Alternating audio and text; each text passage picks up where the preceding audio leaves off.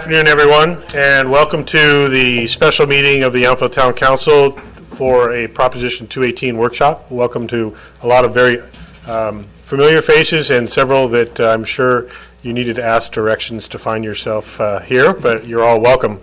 I'll go ahead and call this meeting to order. It will be a slightly different format than we typically have our council meetings. For those of you that are familiar with those, we do limit public comment to 3 minutes a person, but we will try to be a little bit relaxed with that.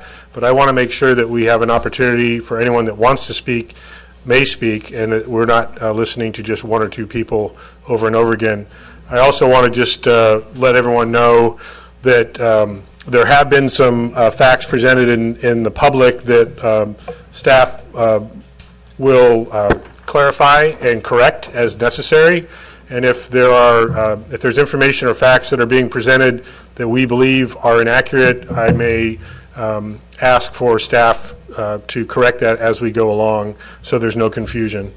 So with that, I invite the clerk to call roll, please.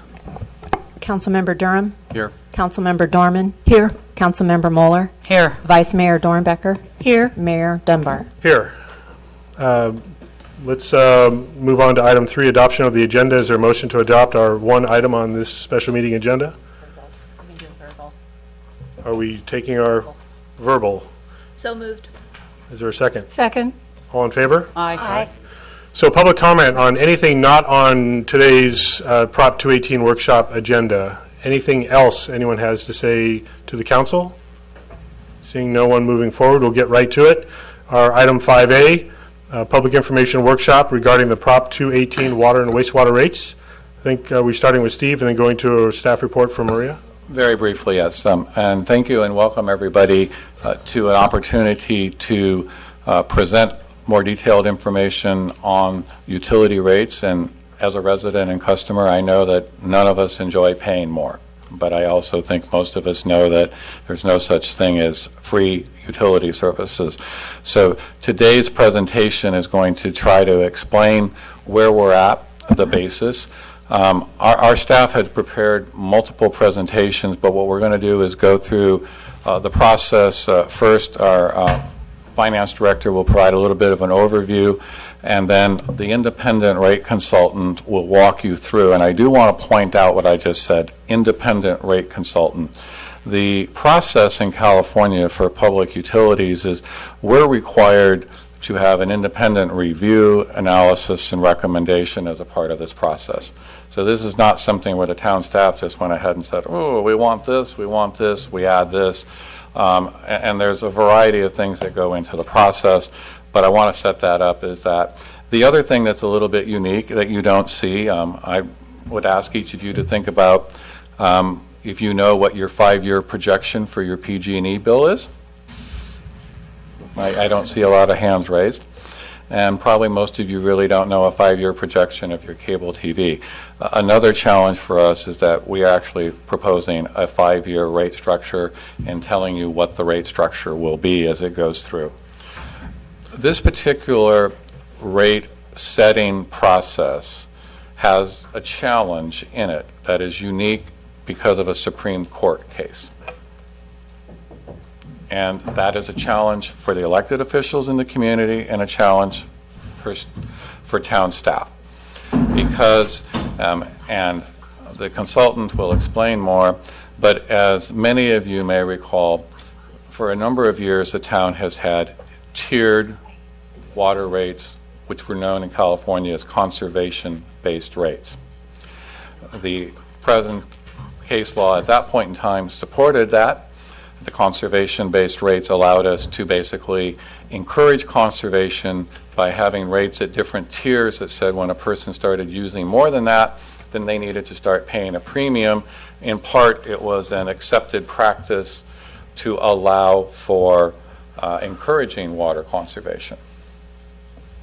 I need to point out that this council doesn't have a choice. The California Supreme Court, under the basis of Prop 26, ruled in what is known as the San Juan Capistrano case that, and it was filed by some large, wealthy residential water customers that said, conservation-based rates charge me more than the actual cost to produce the water. And I'm getting this one right up front for you because this is what makes this particular rate setting more challenging, is because in most cases we would be looking at an increase and spreading it across the elements. And in this particular case, depending on where you are in your water or your water usage, you may see an initial decrease benefiting high volume users. And that is what we had to do by state law, not because we're trying to favor somebody. And I will point out that all of the fixed fee components, the system replacement components, they are all being assessed at same level for all users. And I just want to say that because I know some people have misrepresented the fact that this is a giveaway. It's not. It's a restructuring that we need to do. And then each reset after the water tiered rates are put in, then they all move up by 7% or 7.5%. 7%. So it's equitable, but we have a reset this first point to become compliant with the Supreme Court ruling. So we're going to try to explain that in a little more detail, but I know for a lot of people, when you look at the net result, you're saying I'm being penalized. And we have to comply because it is a significant change in the way our rate structure was designed. And we're not changing that because we necessarily wanted to. We're changing that because we have the obligation at this structure to comply or face being sued by that same similar situation with the case result. So with that, I'll have Maria talk a little bit more briefly about where we're at, and then Abigail Seaman with our firm Bartle & Wells will walk you through. And then what we're going to do is take time for a Q&A. So we want you to come up with your questions. We recognize there's a large number of you here, so we're going to try to make sure your question comes up. We can get it answered. And if you have a statement to make, you're going to make a statement, but realize a statement or a commentary is not necessarily going to get a response. If there's a question or an explanation that we can provide you, the council has asked us to do that. And the council may have some comments or answers as they go through the process. The other thing I will share is that we have prepared the PowerPoint, and additional information will all be located on the Prop 218 website. And happy to share it if somebody wants to leave us their email address. We'll make sure that we can send you the more detailed information. Before we go to Maria, I just want to clarify what's happening and what's not happening today. No decision is being made today. This is an informational workshop for all of your benefit. This is a dialogue for those of you that haven't been following along, either in our council meetings, the several sessions that we have had discussing this already, the coverage in the Yountville Sun, and in other platforms. So this is, as Steve was just saying, an opportunity for you to ask questions, to have staff clarify and provide factual answers to that. And so with that, I'll invite Maria to go ahead and start the presentation. Great, thank you. So just an overview for everyone here today and those watching at home. Oh, there it is. Just an overview for everyone here today and those watching at home. Where we are at this point is a summary from December 5th, our meeting with the council. At that time, staff received authorization to actually draft the Proposition 218 legal notice, which was mailed to every parcel, to the registered address of the parcel owner, so not the parcel site address. And so we issued those Proposition 218 notices. The content in those notices is based on the discussion that the council had on December the 5th, which included approving no more than a 7% rate increase for water with a subsidy from the Drought Reserve Fund of $200,000, and also an increase to wastewater of 12%. So the basis for our discussion this evening has everything to do with the information that you received if you're a property owner in the mail, and the rate study from that point forward. And Abigail Seaman from Bartle Wells is going to be covering that. Steve and the mayor have also mentioned that we have additional questions we can answer, but we want to let the public comment first and ask questions. And I think the best use of our time is for you to receive information from Abigail, and then we can go from there. So with that, Abigail?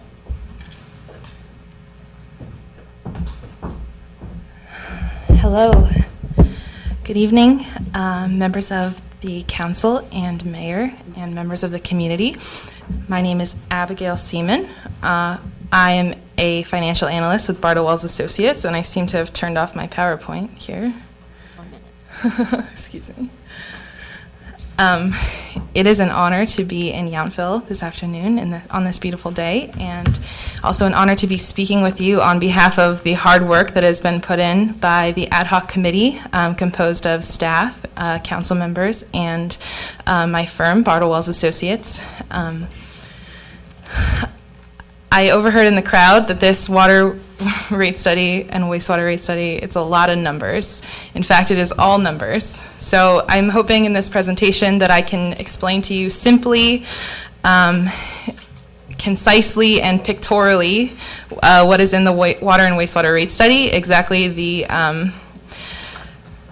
state of the water and wastewater enterprises, what we expect for the future, and what rates we're proposing to get us through to the end of this proposed 5-year schedule.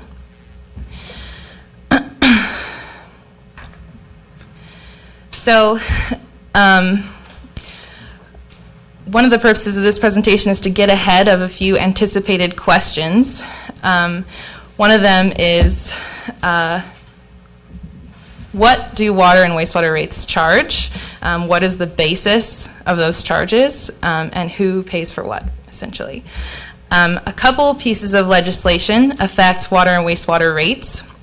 Proposition 218 says that water and wastewater rates must be based on the cost of service. So any charge is based on the cost to serve you.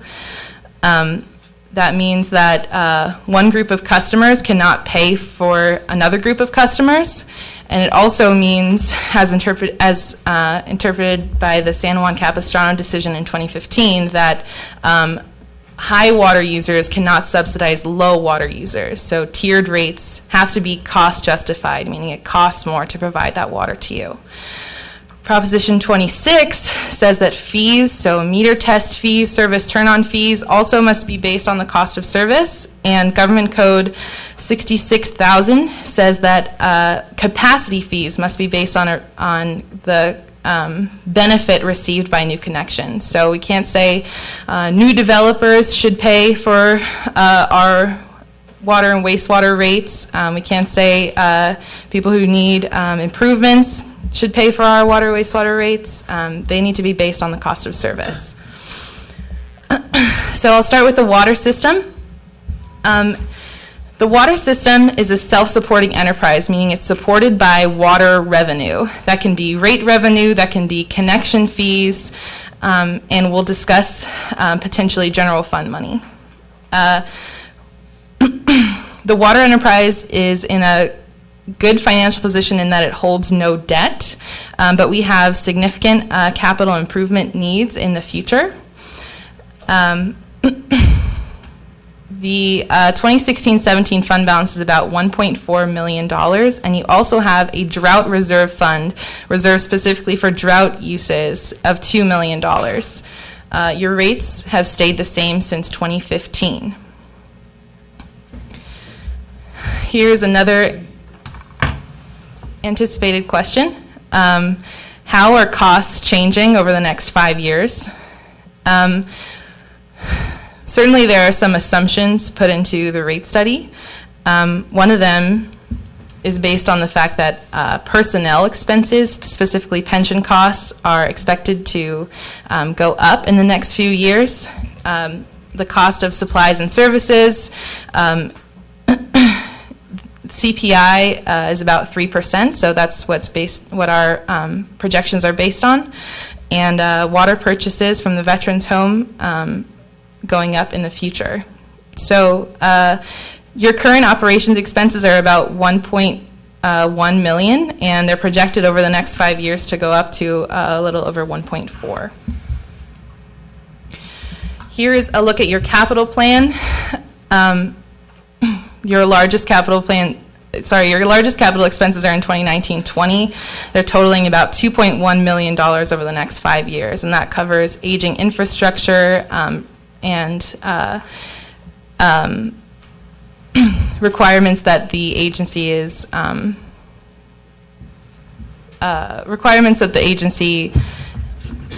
to continue to run a water system. So here's another anticipated question. What happens if the water rates stay the same? So it has already been $200,000 from the Drought Reserve Fund have already been committed to help with capital. But if rates stay the same, meaning that everyone is paying what they currently pay, the water enterprise will not be able to meet its capital expenses. This is, if you can see here, this is a stacked bar graph with your expenses. The green on top is capital. So, and the red line is your revenue, largely rate-based revenue. And you can see that over time, the revenue line is not meeting the capital expenses, and the dotted blue line, your fund balance, is being drawn down over time to pay for that capital. And at the end of 5 years, it will be approximately negative $300,000. So, the proposal of the ad hoc committee is to increase rates 7% per year to cover these expenses and maintain a healthy fund balance with the help of $200,000 from the Drought Reserve Fund. These are what's shown on your Prop 218 notice, and these are maximum rates that the town can adopt to charge users. So here's a look at what the proposed rates will do to your water enterprise over the next 5 years. The proposed rates don't quite meet capital expenses each year, so we're relying on fund balance in some years, drawing it down to about $1 million. And that will cover all expenses and ensure that the fund balance is at a healthy position. So, two more things I'd like to address is to what extent, how can the general fund step in to pay for these rates, and why are we holding a fund balance? Why isn't it going to zero? So, what I'd like to show you is that general fund subsidies can temporarily relieve rate increases, but once the general fund is either unwilling or unable to provide those subsidies, then the water revenue, specifically rate revenue, will need to cover the cost, 100%. So it will need to make up the difference of that subsidy. And one of the benefits of having a fund balance is that it can cushion the water rate increases by not meeting expenses in every year, allowing it to go down and when capital expenses are high, and also saving for emergencies. So it's the ad hoc committee's proposal to increase rates gradually over time to meet these expenses and make sure that the fund balance is in a healthy position. So here's an illustration of that concept. So if rates remain constant, the fund balance will be negative on the last year. It will be negative $300,000. So the general fund will need to transfer that money, or there needs to be a rate increase. And that rate increase is approximately 45%. So that's a huge shock to rates, a huge shock to ratepayers, and is definitely not preferred to smoothing rates over time. If I could, I want to also point out, because I think you bring up a very good point about the fund balance. And the fund balance also works as the emergency reserve, because I want everybody to notice when the slide's going down, and that's the cash. So if there's a large water main break, as we've experienced a couple in Washington Park and other areas, what are we going to use to pay for it? So in some cases, what we're trying to do is find that smooth spot where we don't have too much fund balance, but we have enough to take care of potential emergencies or situations. Okay, so let's say that the general fund is willing to provide $300,000 in year 5, and rates have stayed constant. What would happen in year 6 when the fund balance is 0? The general fund has contributed enough to keep it at 0 rather than going negative, but the general fund can no longer provide that money for whatever reason.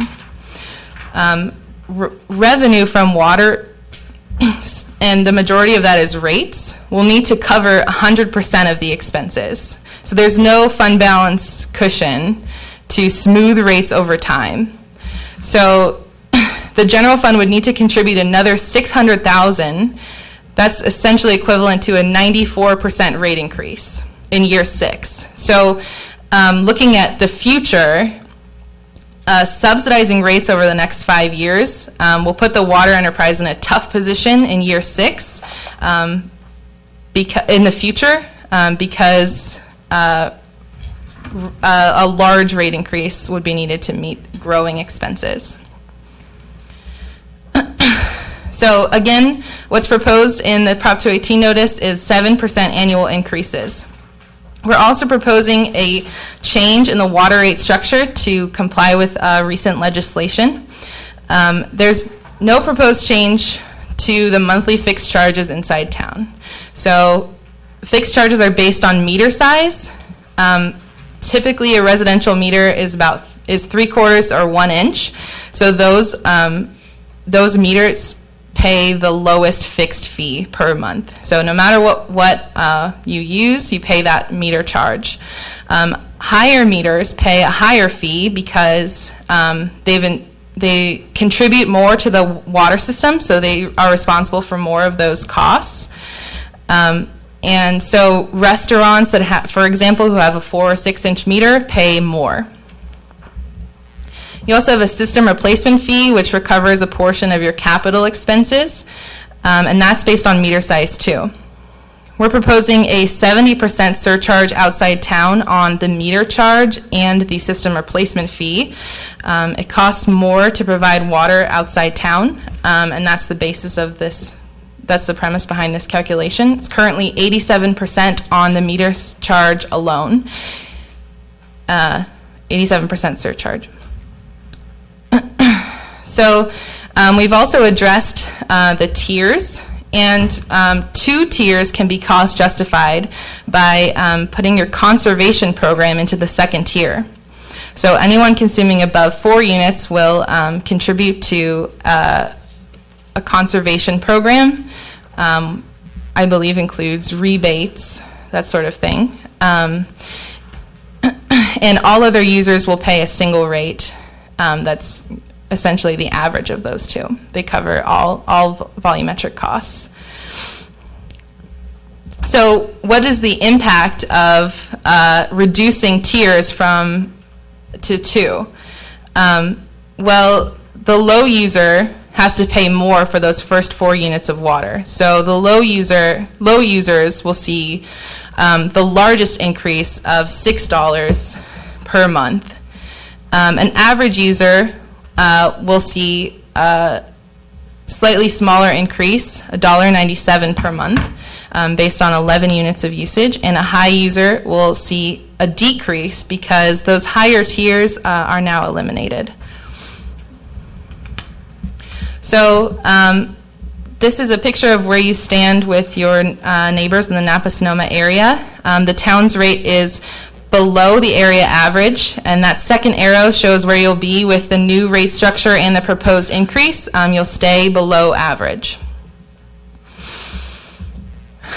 Onto wastewater. Again, the wastewater system is supported by wastewater revenue, particularly the majority of which comes from wastewater rates. You have a $3 million unrestricted fund balance, and you have, again, significant capital needs, $3.36 million over the next 5 years. So here's how your costs are expected to change over the next 5 years. Again, CPI increases are put in here, and those pension costs, again, are going up. So over the next 5 years, your operations costs are expected to go from $1.5 to almost $2 million annually. Wastewater has 3 debt issuances, one of which is going to be paid off in 2023-24, totaling about $200,000 a year. The wastewater enterprise not only has to make those payments, but they need to show coverage above and beyond the debt payments. So revenue needs to not only cover, revenue above and beyond operating expenses needs to not only cover debt service, but also slightly more to show financial solvency. So here's your capital plan, again, $3.36 million per year. And here's a look at your wastewater revenue and expenses with no rate increases, meaning everyone is paying the same rate. You're looking at approximately negative $650,000 at the end of 5 years. And that's because the red line, total revenues, is not meeting that green bar on top, your capital expenses. And so that's drawing the fund balance down. So the ad hoc committee proposal is 12% rate increases annually. That equates in the first year to a $5.38 increase on the flat single-family charge and the system replacement fee for a residential 3/4-inch meter. So with the proposed rates, we're still drawing fund balance down, but it puts the wastewater enterprise in a position to handle emergencies and prepare for the future. So looking at the potential for general fund subsidy and, again, a zero fund balance, in this scenario, in year 2, the wastewater revenue will not meet debt service coverage. So the general fund will need to start contributing money in year 2, 2018-19, to keep the wastewater enterprise in a solvent position. So the total in 5 years to keep the fund balance positive and meet that debt service target is $700,000 per year. Again, if the fund balance is zero, there's no coverage for emergencies, and once the general fund is unable to make those subsidy payments, the rates will need to cover expenses. Abigail, real quickly, I think you said $700,000 per year. You meant total. Over 5 years, the general fund will need to pay $700,000 to make sure that the wastewater enterprise. That's the total of the 5 years. Total of the 5 years, correct. So this is that picture. So you can see the first 5 years, the general fund carries the wastewater enterprise. In year 6, after the proposed rates, after this 5-year schedule, rates, if not the general fund, then rates will need to cover revenue 100%. And unfortunately, this is a bleaker picture. The general fund would need to contribute $900,000 to meet all of those costs, or ratepayers would face a 140% rate increase. And that's just to keep the fund balance at zero, so not preparing for emergencies. Some good news is that the town's rate is the lowest, the town's wastewater rate is the lowest in the area, and with a 12% increase, it will still be the lowest in the area. So in summary, the proposal as shown in your Prop 218 notice is that water rates are proposed to increase 7% per year, with a $200,000 transfer from the Drought Reserve Fund to help pay capital costs, and where rates don't, where rates can't meet them. And wastewater rates are proposed to increase 12% per year.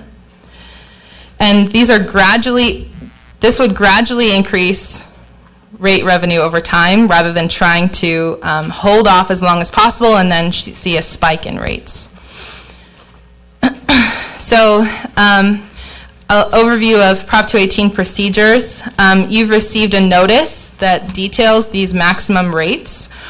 The town will hold a public hearing on February 20th to receive public comment on these on the proposed rates and tally written protests. So if you oppose the proposed increases, you can submit a written protest. The town will accept one per parcel. And if a majority of ratepayers submit protests, then rates cannot be passed. And then rates would be effective the first billing period after the rate hearing, which is March 1st, 2018. Thereafter, they would be increased each year on January 1. So I hope I've gotten ahead of a few questions, and thank you. Thank you. Does the council have any questions of Abigail? I'm going to ask one, not of you specifically, Maria, and I'm going to put Joe on the spot potentially about the one-time projects. So the water, you showed the graph, the water projects have significant projects listed for 2019-20, and also the wastewater has significant projects in 2020-21. Can you give the audience examples of what one or more of those projects might be, just so people understand what we're talking about? Happy to do that. He is. He's speaking from the back. He's not up above. It's like Oz. But 1920, we have some Measure T, which is a sales tax increase for to help improve roads in Napa County, is coming online. We anticipate that that's going to be in the neighborhood of $430,000 per year. So that's going to help us pave a few more roads here in town without general fund assistance. As a part of our normal procedure, anytime we pave a road, we design them to last 25 years, so we want the water system and sewer system to last that long as well. The Yount Street section is about 50 years old. It's approaching service life estimation, and so we want to make sure that we're replacing and repairing that water main. It's about $443,000. The sewer is a much different animal. Some part of our permit process that we go through every 5 years, we go through a permitting process with the state. It requires us to spend a minimum level of improvement on the sewer infrastructure, but beyond that, we're also continuing to try to improve the wastewater treatment plant. So there's some improvements at the corporation yard, and then continuing to try to improve the sewer lines here in town. First off would be the line that runs north and south along Beard Ditch. That's the A line. A lot of root intrusion, some broken pipes, and we're going to try to improve that. And then as we continue with our paving program in outer years, 1920 and beyond, we're going to continue to improve both the wastewater sewer collections and the water system as well. So there are some additional projects coming out of the wastewater treatment plant. The outfall line that dumps out into the Napa River is 70 years old. So we're going to videotape that, do some spot repairs, and try to make sure that that thing is able to help us get the water out of the system after it's been treated. We also have a force main which pumps our sewage from here in town up to the sewer treatment plant. That is a little bit undersized, and we have been struggling to try to maintain that, especially during big rain events. So we're going to improve that. That's about a half mile of pipe. So both of those are very expensive undertakings. That's just a few of the major projects that we're going to undertake in the next 5 years. Maybe mention the sewer collection system was built. Joe, can you also... I think Don was out. Yeah, Don Moore is here. He's the utilities manager. He just wanted to reiterate that most of the sewer collection system was built around 1950. We have been continuing to make improvements on that system, and it just requires regular maintenance. So just for the people who maybe don't understand, because it's not really something that most people are familiar with. So the sewer system's laid in 1950. As the earth settles or as those pipes age, they break, they crack, roots get into them. Well, that lets water and other liquids get into the treatment system. We're treating all of that stuff as if it's sewage, and it's not, and it costs a lot of money to do that. So, and it's allowing some other fluids to possibly exfiltrate the system into the groundwater, which is not allowed under our permit. So we're under two different types of constraints. We're trying to comply with the regulations of our permit and make sure that our system is liquid tight, and we're also trying to make sure the system remains liquid tight so that we're not treating basically fresh water as a influent into the system, which is really expensive. So since you did such a great job of me putting you on the spot once, I'm going to do it again. If you could estimate the cost of the two line breaks that happened in Washington Park over the last couple years due to pipe failure, is there just a rough estimate so people understand what that means when that happens? Yeah, we're looking at, That's $100,000 easy, just for the repair, and then we're out of water service for a short period of time. there's the shutdowns, absolutely. Shut down. So each of those was at least $100,000. And the problem with that particular distribution system in Washington Park is we're not sure exactly what condition it's in and when it's going to fail. So there's a few things contributing to the condition that we think is contributing to the conditions in Washington Park. They use a ductile iron pipe, which we don't use anymore. We now use PVC, basically a plastic pipe, which is much more durable, much less susceptible to corrosion. So that ductile iron pipe is corrosive. We have corrosive soils, which are also acidic, which cause that material, ductile iron pipe, to fail even quicker than ordinary. And then it looks to us like they used a volcanic gravel to backfill, which causes, if you can imagine, it's almost like sandpaper on the pipe. So as the pipe and the earth contract and grow during the course of a year in hot and cold weather, it's basically rubbing holes in that pipe the whole time. So we're not sure and we think that some of the pipe may have not been completely new stock when they put it in. So all of those things have contributed to the deterioration of pipe in Washington Park.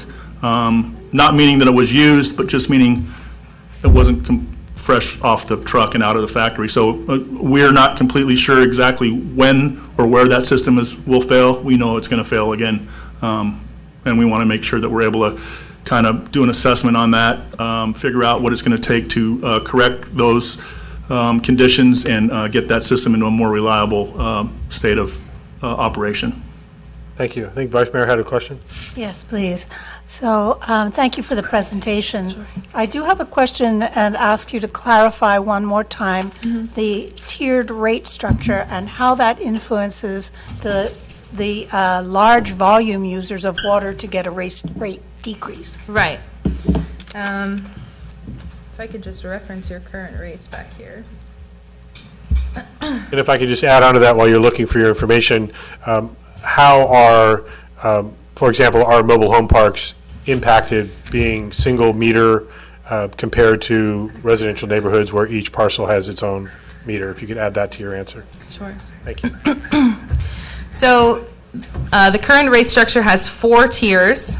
They go from 0 to 4, 5 to 10, 11 to 20, and 20 or more. And that 20 or more rate is $11.61 per unit. In comparison, the first 4 units are $2.57. So there's a big difference between the first unit of water and the 4th, and that's to encourage conservation. That's to people who water their lawns a lot, people with big lots. Those are the big users who are paying the Tier 4 rate. What is unfortunate about Prop 218 is that we have to exactly align them with the cost to provide that service. So we can only create a two-tier structure, so giving a small break to those minimal water users and a larger, slightly larger rate for anyone consuming above that. So that hurts low users because we have to build all those tiers back into just two. So the tier 1 rate is going up. Those low users are paying more per unit.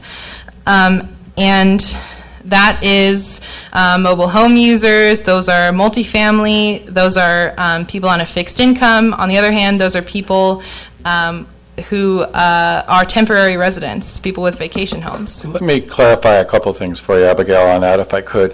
One, I think people need to realize single-family customers, everybody pays the same 0 to 4. So if you use 10 units, the first 4, everybody pays the same, and then it's the next 6 goes up incrementally. In our particular community, most multifamily and the mobile home parks are actually commercial customers. They're paid, they're using a 4-inch or a 6-inch, so they've had for them, the actual consumption component is going down because, again, what the combination of the San Juan Capistrano court case says is I can't charge any category significantly different than what it actually cost us to purchase. Now, in this particular case, we are a customer that buys water from the veterans home.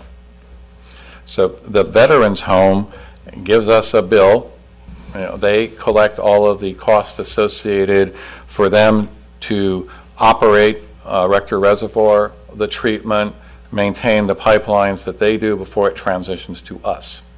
So we don't make any money on that bill. When you look at your bill structure, you have a system component, which is a fixed fee, and in Yountville we put that mechanism in 7 years ago so that all ratepayers contribute the same. We used to have a consumption-only charge. So the fixed fee component ensures that second home, third homeowners, the variety, everybody contributes to the system maintenance. So all of our core operating costs are associated with that fixed fee. And then there's a system replacement fee that is also fixed. And both of those, if you recall, there was a chart on meters going up and as you moved up quite larger. So most all of our single-family residential customers, we're about 85, 87% residential. We do not have a large commercial base. And when you look at that, the consumption.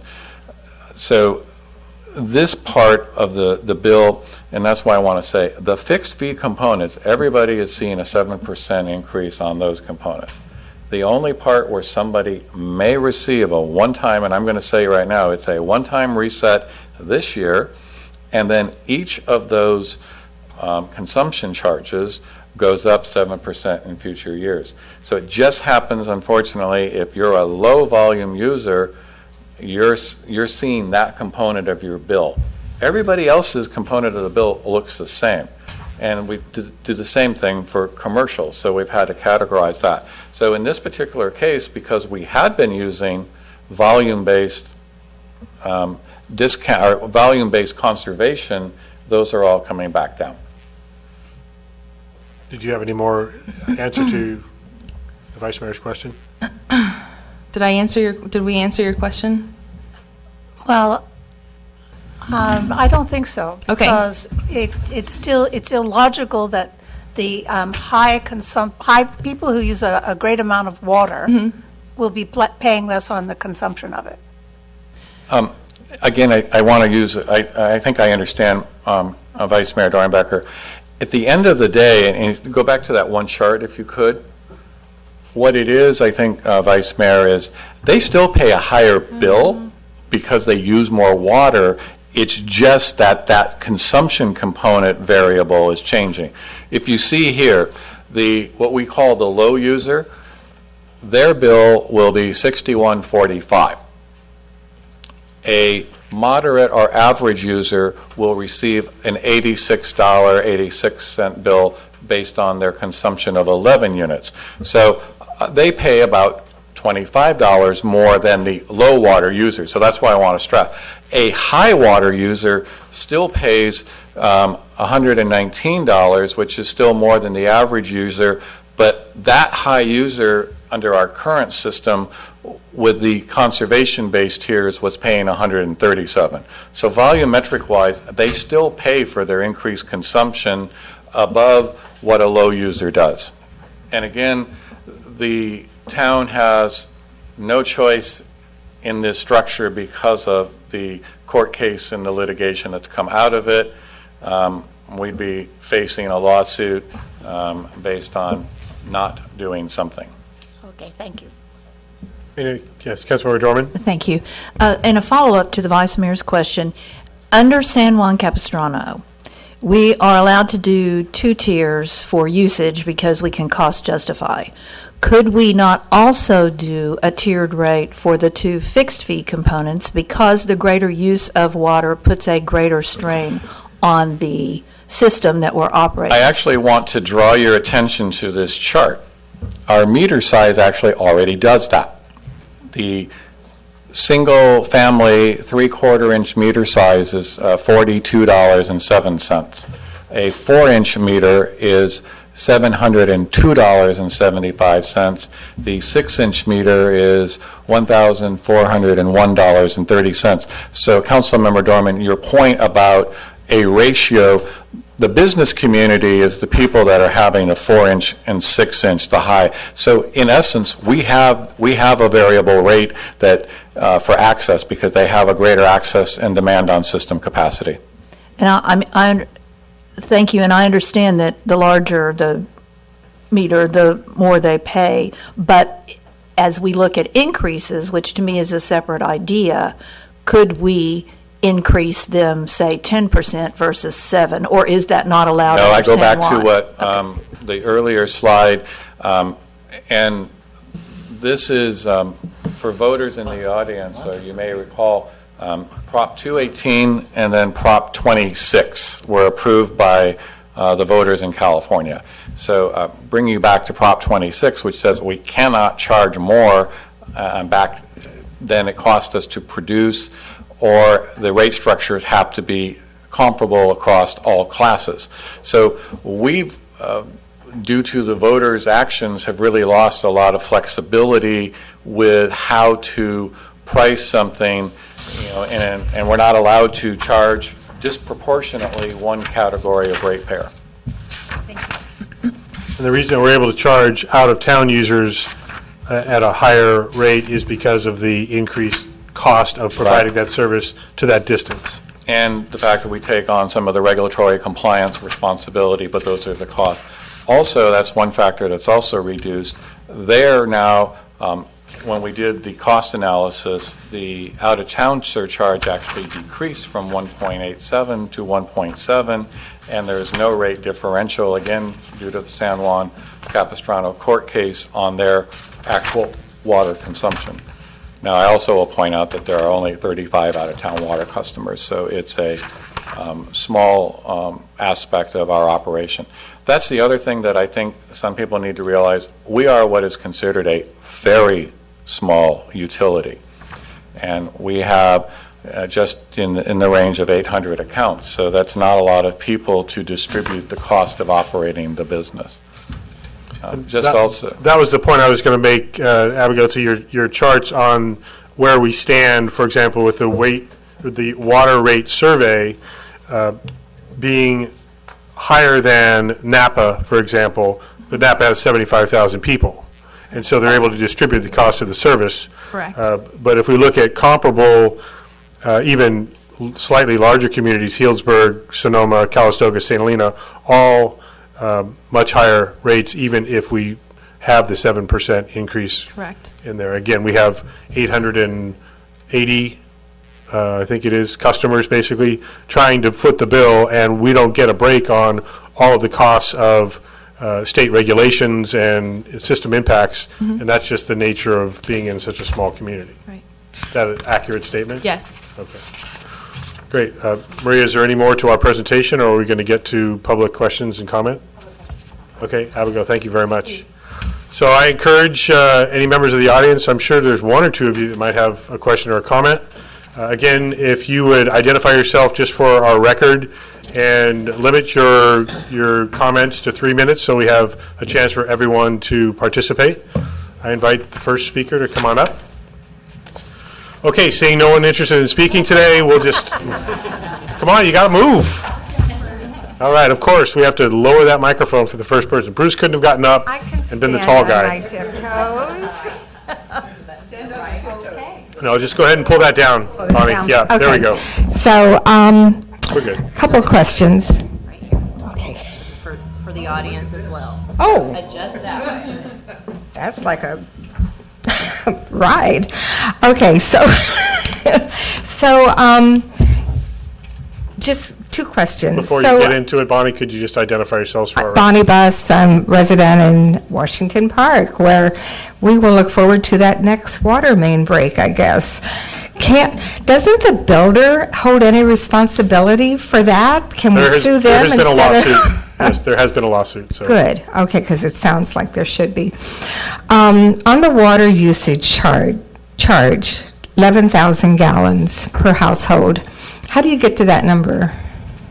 So we'll go ahead and, if you want to ask multiple questions, feel free to do that, and then we'll ask Maria or Abigail to Okay. answer them once you've asked them all. So my follow-up question goes back to that. So there are apartments in Yountville, and most of the apartments are set up to be affordable housing apartments for young people making minimum wage or, people on fixed income.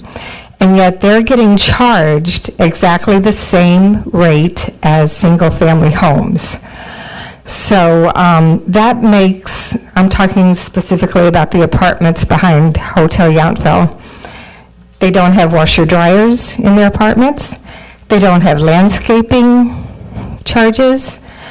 So here are these mainly young people that we don't want to lose from our community paying a very high water rate. And what I'm hearing today, unless I really heard it wrong, is that their rates are going to go up because they're low usage. Is that correct? No, that's not correct. Not correct, good. Are they going to go down? We'll answer your questions when you're finished, so if you have any more, or is that That's it. Okay, That's it. thank you, Bonnie. So Okay. if either Steve, Maria, Abigail, Steve looks like he's ready. I'll try first. What I would say is again, I want to remind everybody, we have 3 components of your water rate. One is the fixed fee meter charge. So that's going up 7%. Their system replacement fee, same for everybody, is going up 7%. Everybody gets a new water usage rate. So the old one goes away. If they use, many apartments only use 4. So if they use 4 or less, in most cases, they're covered. And that's why I want to go back to what we showed you with the low, the high, and the average, where we had the $65 bill, the $86 bill, and the $120 roughly. We did 3 calculations of typical users. So the first one was that 0 to 4, which would typically be an apartment, some condos, maybe some small single families during the winter that have used drought irrigation and put some stuff. So they're still seeing an increase. And that was the one that we said was about $5 on that. And then what it is that because of the elimination of the $10 tier, I want to just go, everybody can kind of visualize, when you eliminate a $10 tier and people had 20 or 30 building units at $10, and now you have one tier at, what's the tier 1?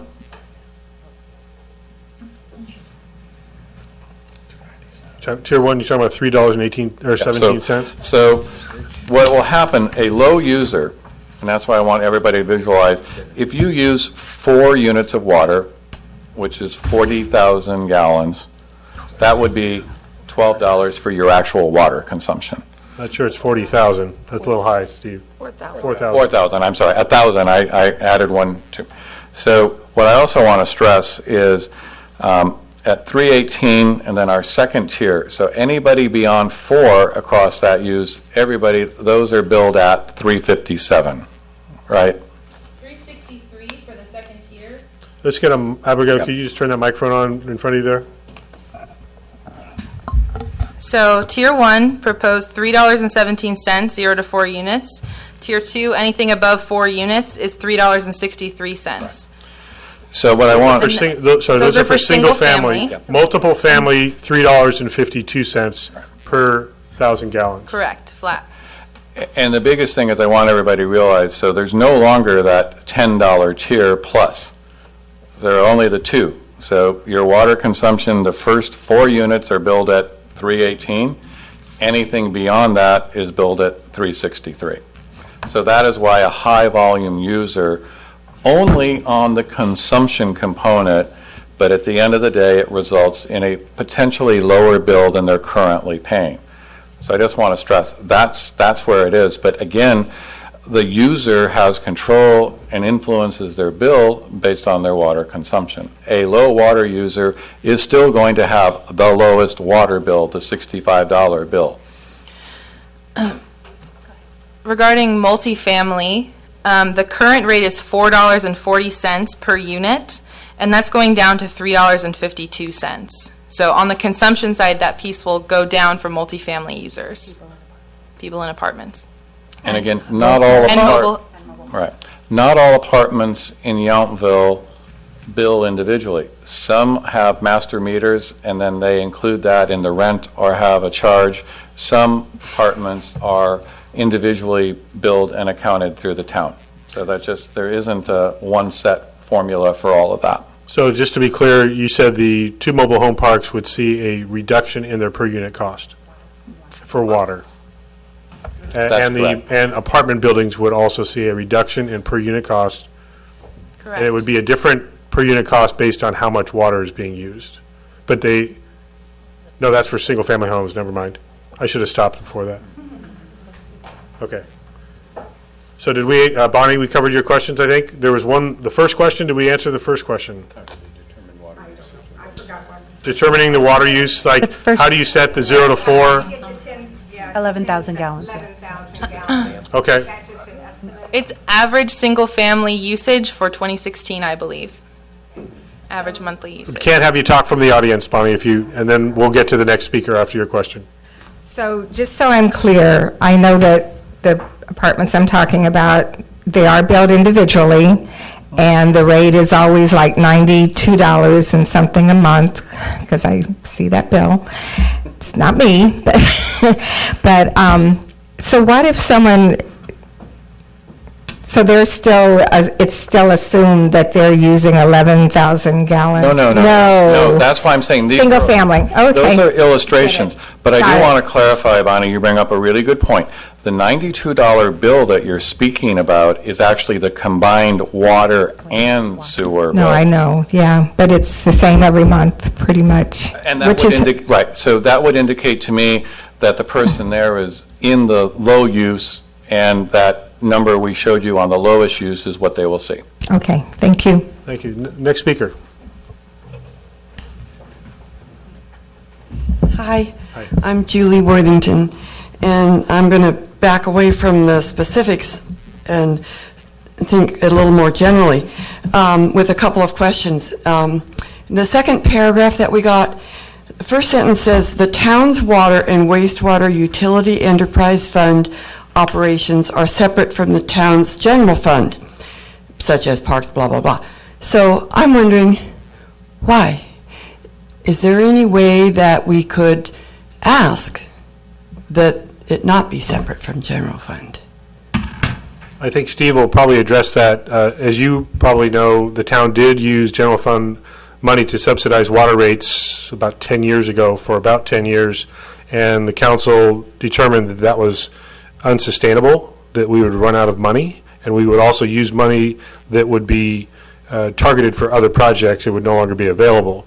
So by definition, the enterprise funds, like the water and wastewater, are supposed to be self-sufficient. They're supposed to pay for themselves with the use of the ratepayers.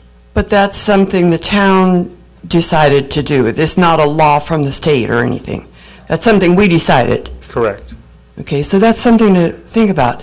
So here's my other thought. How many hotel rooms do we have in the town? Just out of top of your head, does anybody? About 451. Okay, 451. 450, Approximately. say whatever. Okay, say, you say we have 880 households, and we know we have a lot of second home people. Just assume maybe we have 600 households using water on a general, everyday basis. And you've got visitors coming in, taking up probably 300 rooms, and we know they're charging, I know what they're charging at a lot of these places. So something doesn't feel right to me, that all the visitors come and they love our town and we are so nice to them, we love them, but seems like we should be able to get them to help us pay for this a little more. We're I going think to pull Steve up a will- slide. They're going to work on pulling up a slide, but I want to remind everybody that we talked about the state law that does not allow us to subsidize another ratepayer. So we're not allowed to charge a surcharge or a premium to commercial businesses just because they're a commercial business. We have to that's state law. And I will also point out, it's actually in Proposition 26, which was a voter-approved initiative. And actually, now we have something that I think is going to surprise some people, and I'll let Maria explain it. So on that note, we've Actually, been before you get into this detailed conversation, did you have any other questions before we get to it? Just one more And thing. then we need to move along. Let me think, what was it? Oh, shoot. Sorry. Well, let's have Maria answer the question. Oh, wait, and no, then- okay. I know what it was. When we were originally listening, we found out we can't use general fund monies for these projects, but yet then you went on talking and you said, and after year 5, we will get 300,000 from general fund. So I didn't understand. We'll explain that. Okay, So that's all. actually, Thank you. I'll answer that one first because I think it's a little bit simpler. But so the reason that Abigail was talking about what we would need from the general fund is because she was giving the scenario that if we kept rates the same as they are right now and we didn't raise them at all, and we continued to use the fund balance, which is really like a reserve savings account in water and wastewater that we use to smooth things, if we continue to use all our savings and keep your rates the same, at the end of the 5 years, you'll need a subsidy from the general fund or a rate increase. There won't be any resources left to continue things if we keep all things the same. That's what that example was about. Julie, we'll let her continue to answer because I do want to make sure we get more people to be able to ask their questions and make comments. So go ahead and continue your answer, Maria. So I'm going to transition to this element of who pays for what and how many account payers do we have in what category. So for water only, and the water and wastewater account numbers differ a little bit because there are some people who have sewer but not water. So in total, for water, we have 814 accounts. And residential, which includes multifamily, everything that's residential is 714 accounts, which is 87% of the total number of accounts that we have, and they account for 65% of our revenue. So businesses, which is basically 70 accounts, so not the number of hotels, but the number of accounts that we have. We've got 70 accounts, which is made up of 11 hotels, some restaurants, and all our businesses. They bring in 29% of our revenue. And then the rest is 30 accounts, which serve the churches, the school, and the town. They make up 4% of the total number of accounts, and they bring in 7% of the revenue. So here's kind of another way to look at the data for people who like information in a different way. Hotels are 14%, other commercial are 5%, multi-commercial are 4%, restaurant and bars are 6%, single family are 39%, multi-residential are 7%, mobile homes are 5%, and condos are 6%. So this chart really shows you how the percent of revenue by category is brought in, meaning that basically The 714 residential accounts bring in 65% of the revenue, where the hotels, which are further to the left, hotels, the restaurants, and the businesses, other commercial, they account for 70 accounts and 29% of the revenue. It's basically the same summary of what I just provided, but if you look at the bar graph in terms of the green percent of revenue, it's a pretty good number to say that 70 accounts bring in 30% of our revenue, and that's our commercial base in total, versus 714 accounts, which is our residential base, and that's 65% of our revenue, just for water. Okay. Abigail, a quick answer as well? And that's not because we have a special rate for commercial users. That's because they typically use more water and they have a higher meter, so they're paying more on the fixed charge.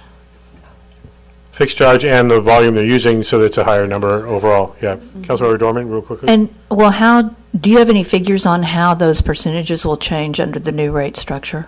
I do not. So I'll invite another question or comment from someone. We have about 25 minutes left because we do have another meeting that we have to transition for, and you're all welcome to stay for that regular meeting. So if you haven't heard your question asked yet, please answer, or please ask it.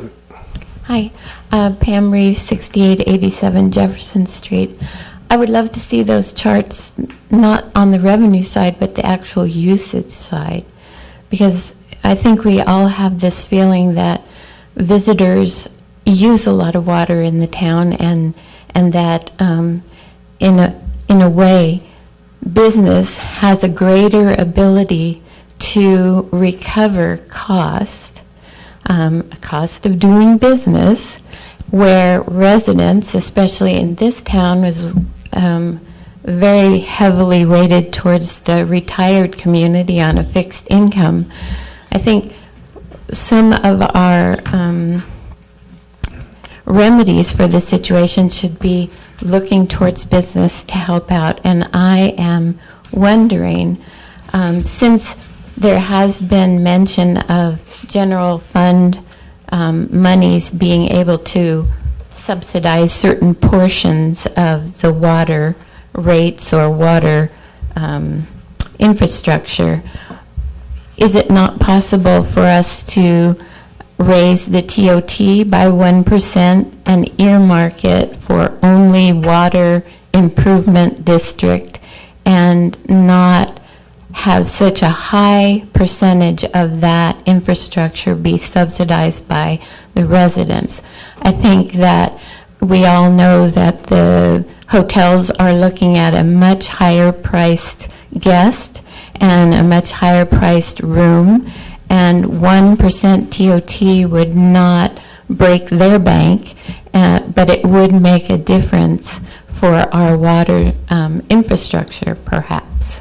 Thanks. I think Steve can probably answer. I believe your first couple of questions have already been answered more than once, that the residential customer, which is 80% of our users, already pay a significantly lower fee because their meter is smaller, and the commercial operations with the 4-inch and 6-inch meters are paying significantly higher. So hotels already are paying higher fees, and they are also using more water and paying for that per unit. So they are paying a larger volume of money into the town. So Steve, I don't know if you wanted to talk about the transient occupancy tax and who actually controls those rates. I would say I'm not one. I would have to do a whole lot of legal research. I would say that given the nature of the enterprise fund and then doing the ballot measure and the earmarking, would it potentially conflict with Prop 26 on that, and how would that go? I don't have a good answer for that one. I mean, it's not consistent with the intent of Prop 26, so I think we would probably face litigation. But I'm not going to tell you right now without doing research that it isn't something that could be done. But I also think when you start looking at raising and earmarking, you're still looking at the fact that an enterprise fund, by definition, is supposed to be operated like a business. This is the business enterprise side. People always say run. I also want to say something that local government does not actually have to be in the utility business. And in fact, in many, many cities in California, the utilities are privately operated and are operated by a regional public agency rather than the individual cities. Not advocating for that, but if it's something that the concern could be that we would look at privatization of the utility operations. I actually think that that would result in decreased service and would be a disservice to our community. But I think, you know, what we really need to focus on, and I hear the concerns that are being raised, which is we want somebody else to pay for the cost of our water and our sewer enterprise. That's what we're talking about. And I think one needs to be realistic about what's the expectation and what is our burden. Because I'm a resident here, so I'm going to walk you through what we actually pay. We pay property tax. Our property tax goes to a lot of different places, but a portion of it comes to the town of Yountville. About 1.3 million of our 8 million plus general fund that provides all of our services. Our public safety bill is going to be approaching $2 million this year. And we have one of the lowest public safety bills, but we're going to continue to see increases in the contracts for county fire and law enforcement, principally due to staff personnel cost and their obligation for pensions. But I just want to point out, we collectively, businesses included in our property tax base, we bring in 1.3 million. Some of you use park and recreation programs. You pay a fee. Some of those fees are subsidized by the general fund. Some come in, but those are fees for charges, and some of it you participate. So that's what we might pay. Some of you may have an occasional planning and building, and you have a fee for the service. If you don't, you don't pay. So on those two, those are what we call user fees, and they're costs based on that, but they're based on your service. And then we have our water and sewer bills. That is all that we are contributing as residents towards the total of a $10 million operation. Gary, if you could maybe touch on the legal side of, I think Steve explained it earlier, but maybe you can in legal speak, the ability or inability to charge either a certain class of business or a certain class of user a different fee or rate structure. So yes, I think that Steve described it well earlier. The town and the ratepayers through this protest proceeding cannot impose a rate that charges different to different class of users based on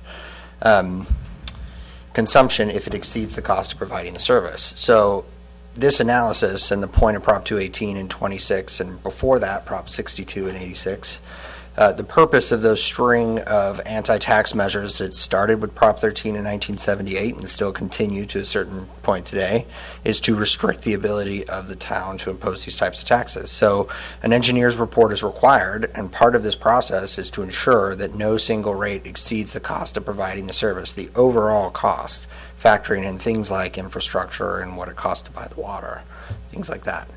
To the question for the TOT that was brought up, the TOT cannot be changed without a vote of the electorate here in town of Yountville. Currently, it's a general fund tax, meaning that TOT goes into the general fund and can be used by the town for general fund purposes. If it were earmarked for a specific purpose, it would be turned into a special tax, meaning that would have to go into a separate fund and could only be used for that specific purpose, not dissimilar to an enterprise fund like a water and sewer rate.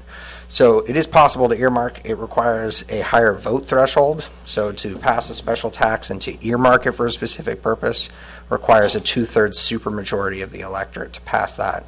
And it only requires a simple majority to pass the general fund, which is what the TOT currently is. Thank you. So we're about 20 minutes left, so if we could ask questions quickly and try to get answers quickly, so we can cover as much as possible. And a reminder, we have another meeting on the 20th where we will be addressing this again, closing the protest hearing and potentially taking action on the proposed rates. So there's more time to cover all this. More time to talk. Sorry, your clock is ticking, so we better let you go. Go ahead, Billy. I thought we had 5 minutes, but Nope, anyway, 3 minutes. Billy Hewitt, 9 Landy Way. And I don't have so many questions as I have comments, concerns. And I would like to know, I think I've heard some of them, but I would like to know what alternative options were explored before you accepted the proposal from BW? Are you BW? And I know you proposed a $200,000 transfer from the Drought Reserve Fund. Why? How did you arrive at $200,000 instead of $1 million? You know, that's a question. Like, how did you arrive at that? And that's the Drought Reserve Fund, which has never been used during one of the worst droughts in our history. And we also have a well. Remember, we had $1 million well that was supposed to service during a drought. Is that well still there? Do we use the well? Anyway, I'm concerned about the drought fund that's never used. And in looking at that brochure with all of the municipalities who are really struggling and reading the local paper, it seems like the small funds, just like Steve just said, the small enterprises, the small municipalities are the ones struggling the most and bearing a large infrastructure on the residents' shoulders. You know, so perhaps it's time to look at merging with Napa, merging the municipalities. I don't know. It's just it just seems like, you know, it's such a struggle all the time, you know, with these big infrastructure improvements, and we have to meet the same state requirements that Napa does, that Healdsburg does, that St. Helena does. So that was one thought I had. So another thought I'd like to see, if it's available to the public, is a 10-year past, like what was proposed, what was increased, and what was actually used. We're looking at charts going from this forward 5 years. Have we used all the funds that were proposed before? Or did we build up funds? Is something like that available? Okay. I don't know. It's something that's thought. And a lot of people are still asking about that general fund pie. It seems with creative planning and cutting the pie a different way that some of the infrastructure could be handled differently from the way the pie is cut. Maria's heard me talk about the pie. Steve's heard me talk about the pie. If you could just wrap up very quickly and we'll answer your questions. Okay. And how much of the cost of this improved salary and benefits? Okay. So who wants to start? Abigail or Maria? I know in the ad hoc committee we talked about we came to the $200,000 proposed one-time subsidy. If Steve, I guess, maybe I'll wants to start with explain. that. And I think one of the things Thanks, that Billy. we would, the council evaluated that, and it was actually a very charged conversation and discussion, because there was some conversations on whether we should be using a subsidy at all, because the town council policy was no subsidy. But they did look at a level of drought reserve, and frankly, they had an honest conversation of, all right, we didn't seem to use any. But we also know that if there is another drought, and I don't know if anybody's tracking how this year's doing, not looking so good. So the challenge we have is when we have to go buy water because Rector Reservoir doesn't have enough water, we are going to be buying on the spot market. And that is going to be meaning that we're buying from a water wholesaler that has an adequate supply, and they're going to charge a premium and we're going to have to pay the wheeling costs. And I don't mean to be technical, but if we're in a drought and we don't have water in Rector, the chances of Hennessy and the city of Napa having extra water is slim there. So we're going to have to buy and utilize what is known as the North Bay Aqueduct and some of the state water supply. That's very expensive. And I think the council's concern was not knowing what that would be, not knowing what that might be 5 years from now.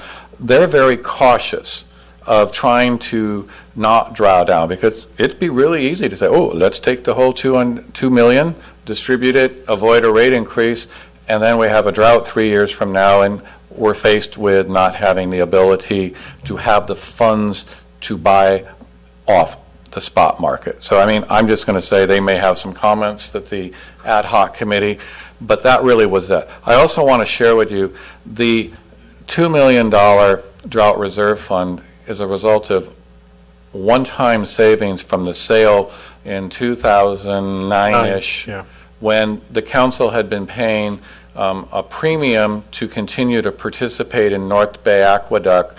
We had to pay in the neighborhood of $300,000 a year for potential access for water. That did not include a drop of water.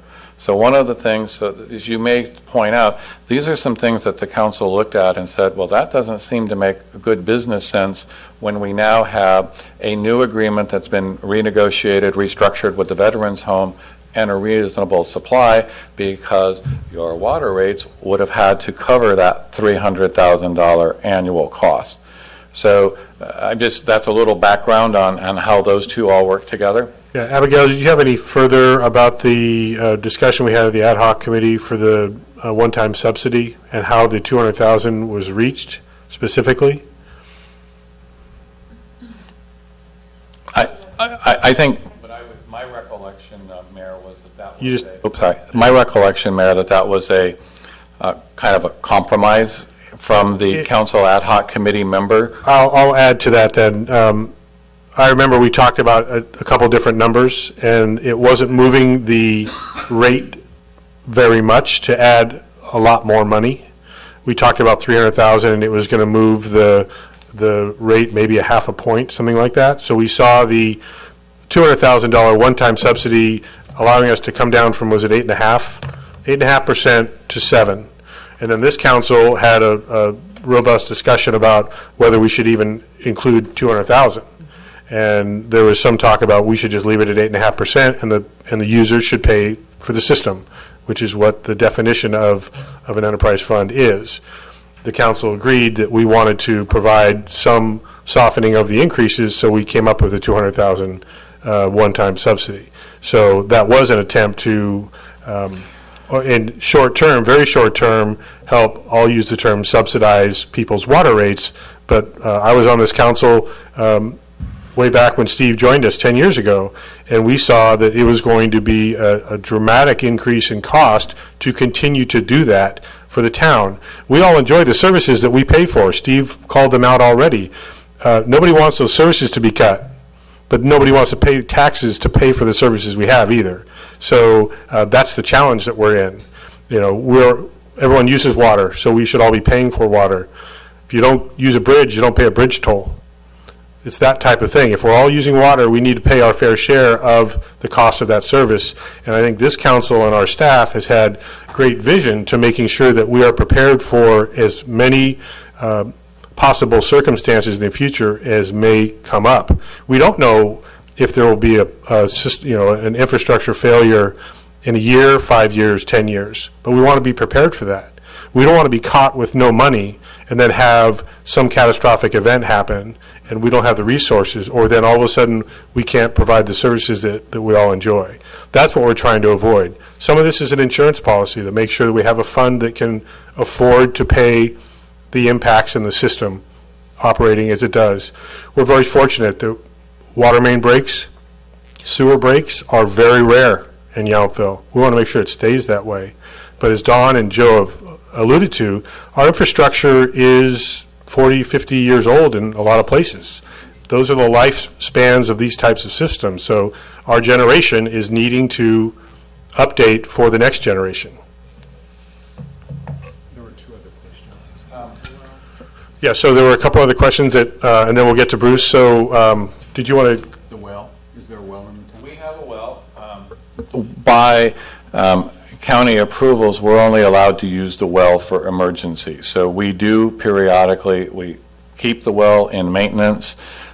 We've used it. Again, in this particular drought situation, we have run to make sure we have the capacity, but generally we've been able to meet our need with Rector Reservoir. But we still have to test run it. There's a whole protocol that we have to go through to maintain it, and then periodically put water in to move it from there. The other thing Billy asked was, what happened with our last rate increase and did we exhaust it? And I actually want to say that's actually a very good question, Billy, which is why we're here. We did a 5-year rate study, but we've actually gone almost 8 years with our 5-year rates. And the fact that we haven't done anything since 2015 is also slightly contributing to the fact that these rates might be a little higher than they would have been if we would have started something in 2015. So we've all had the benefit of, if you go back and look at your bills, the rates have been flat for 3 years. Mr. Donsker, I want to give you a chance. So Maria, did you have any follow-up? The salary and benefits, it's on the slide, if you could just put it up. Sorry. The salary and benefits. So I don't specifically have salary and benefits. What I wanted to speak on, just big picture, is in terms of expenses.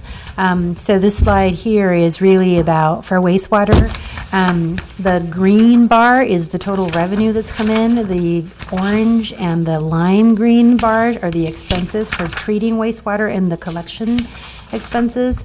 So the council saw this during our budget approval process, where we know that we are slated to end with a slight deficit because our rate structure that we had in place for 5 years, which has gone without an increase, helped us develop a slight fund balance that allows us to draw down on fund balance a slight bit to actually end in a deficit, because we actually have built up a reserve. So that's for wastewater. And then here are expenses over revenues for water. So the orange bar is revenue and the green bar is expenses. And you can see here for 17-18, we're expected to just end slightly above in revenue. So we are using the revenues that we're collecting to cover our total operating salaries, benefits, and capital costs for the funds. So I'm just speaking about them more. And I think Michelle is handing you the slide that has the personnel services projection costs. Yeah, thank you. So It's in Abigail's it's in Abigail's presentation. Yeah, page 5 of the presentation. I was going to try and pull it up for her, but it's my piece. If Abigail, you can just speak to it very quickly. I want to get to Mr. Donsker before we run out of time. I want to look at,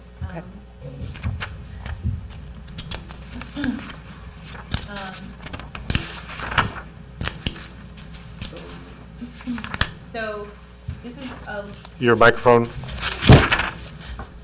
If you recall, the bars are your expenses. Personnel is the dark blue at the bottom. You know, these could be stacked any way, but revenue is meeting expenses in 2017-18, but capital is what's driving the increase and what is drawing the fund balance down.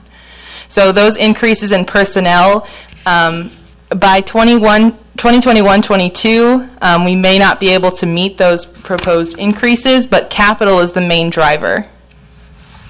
That green bar on top. In terms of increases in costs over the 5 years. Slide on wastewater operation cost projection.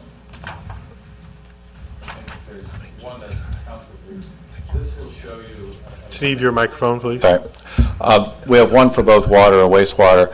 This does show you the fixed cost, and right now you'll note that we're using a projection of 11% on personnel cost. That's reflecting health insurance increases, PERS pension. So we are projecting. We're at a fixed staff, and we have not had staff increases in the Public Works water utilities. I do want to remind everybody we're heavily regulated, in the requirements for the staff, and they have to be able to respond on a 24/7 basis.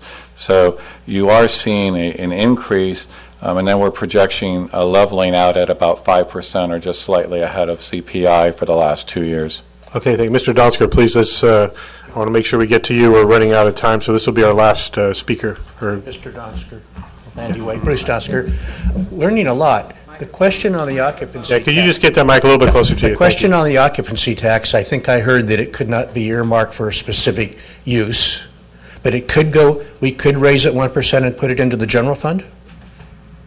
Gary, if you want to answer, it can be a special tax that would be 67% or 66% threshold for voters? That's right. To earmark it for a specific purpose. No, put it in the general fund. That could be increased by the voters with a 50% plus one vote. What does 1% equal, roughly, in dollars? We'll look up that. If you have other questions, we want to make sure we get to them. The point is, put it in the general fund. The general fund now has more money. I'm hearing that legally we can mix these funds together. The idea of having the general fund and the infrastructure fund separate was a decision the town made. Combine those, and then you could use some of that occupancy money to help on the wastewater costs.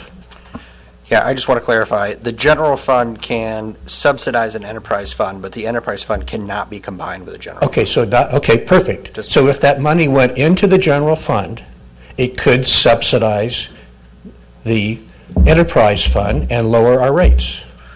Just like any money in the general fund. Okay. So, and the town has the ability to do that legally? No.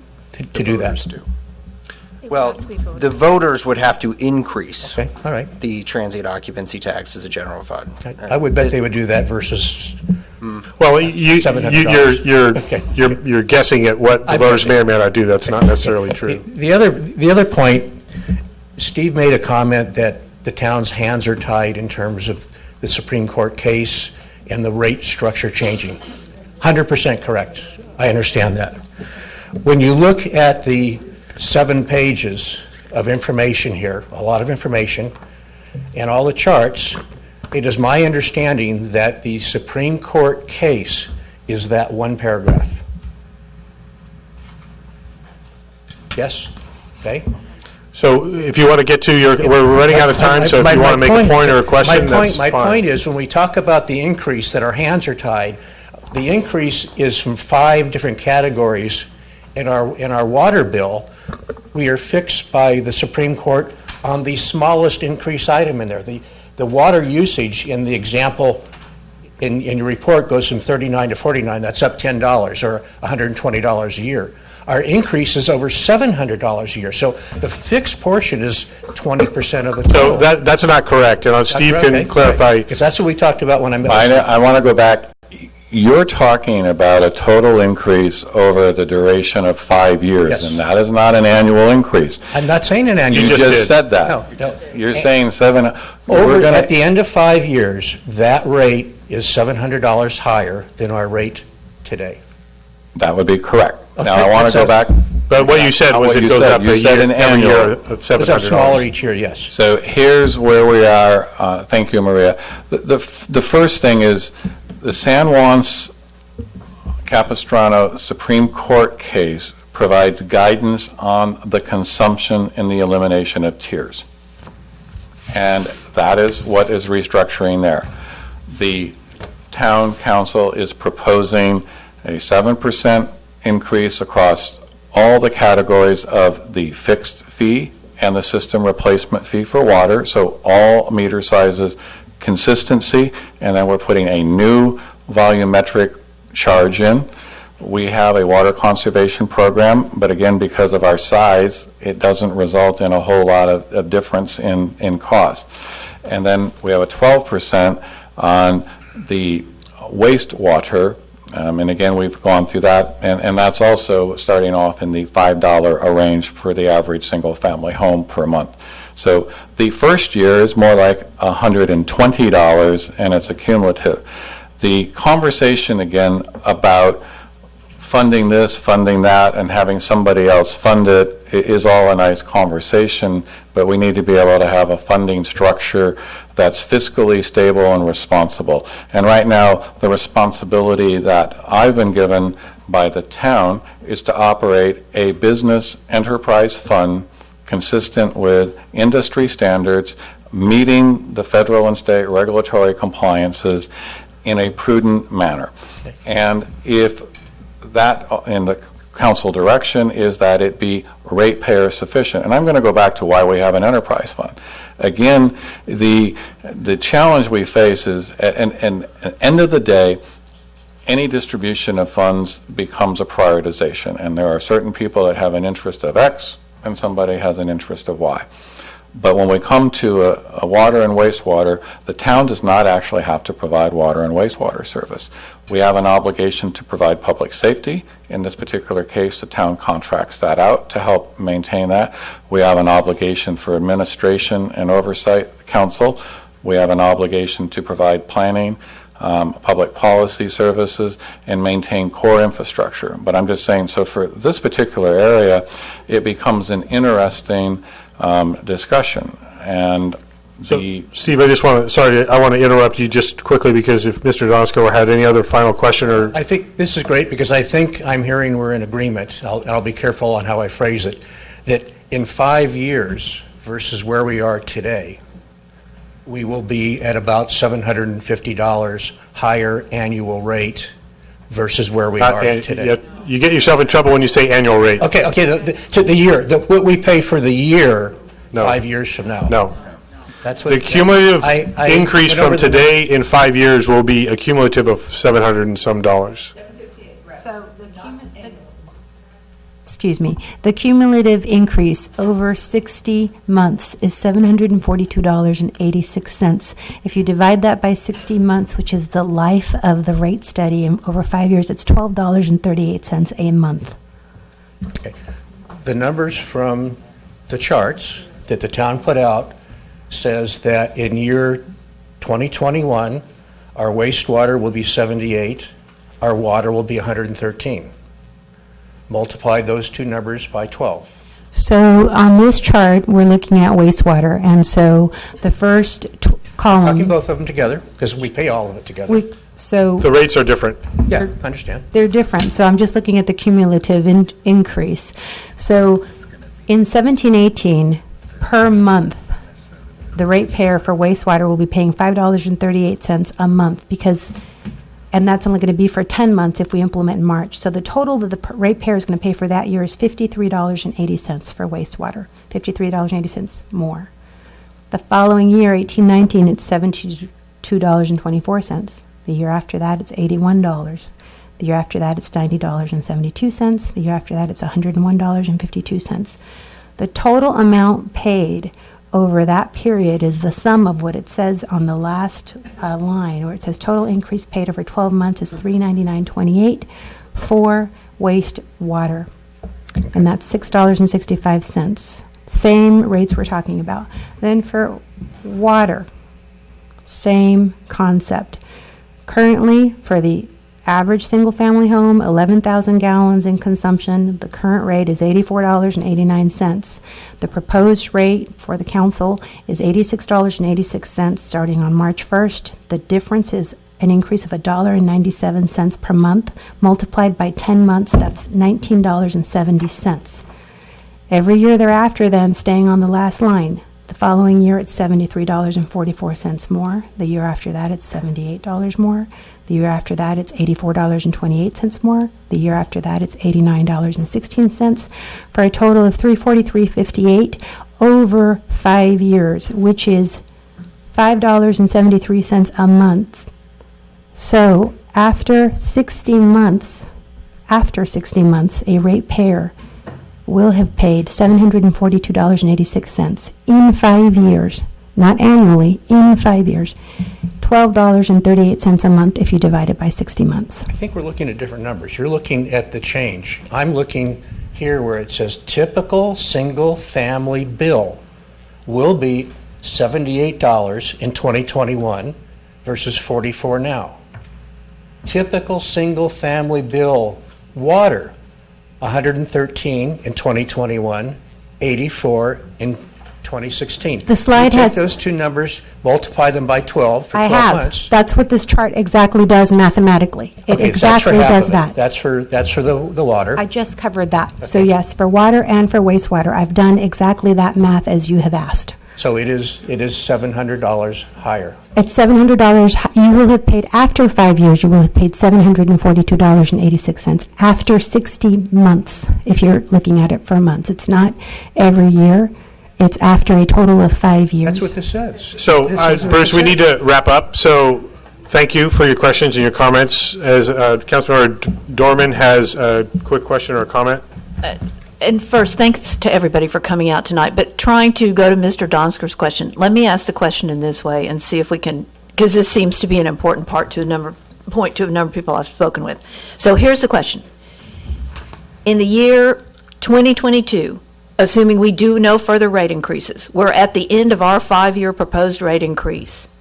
An 11,000-gallon user will pay, over the course of a year, approximately $750 more than that user is paying now for a year of water and sewer service. Is that a correct statement? After 5 years, you will have...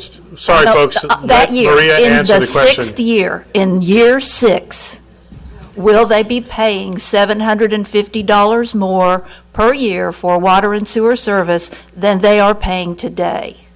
I would have to verify that calculation. There's a difference between the net increase. They're paying $700 more. Their total bill, your question is, what is their total bill? Is it $700 higher than their total bill today? And I would like to verify that calculation. Okay, well, I would like to know that Okay. figure too, please. Thank Okay, you, so Mayor. again, thank you, everyone, for being here. Now that you've all broken into your old side conversations, I'd just like your attention for a moment. We do have our regular council meeting at 6 o'clock, and we need to transition the room and the staff. So thank you for your participation today. As I mentioned, we'll be speaking again at our council meeting on February 20th. If you have any other questions, you're welcome to send them by email or directly to our staff. Thank you all for being here, and you're welcome to stay for our council meeting at 6. We'll be in recess until 6 p.m. Thank you.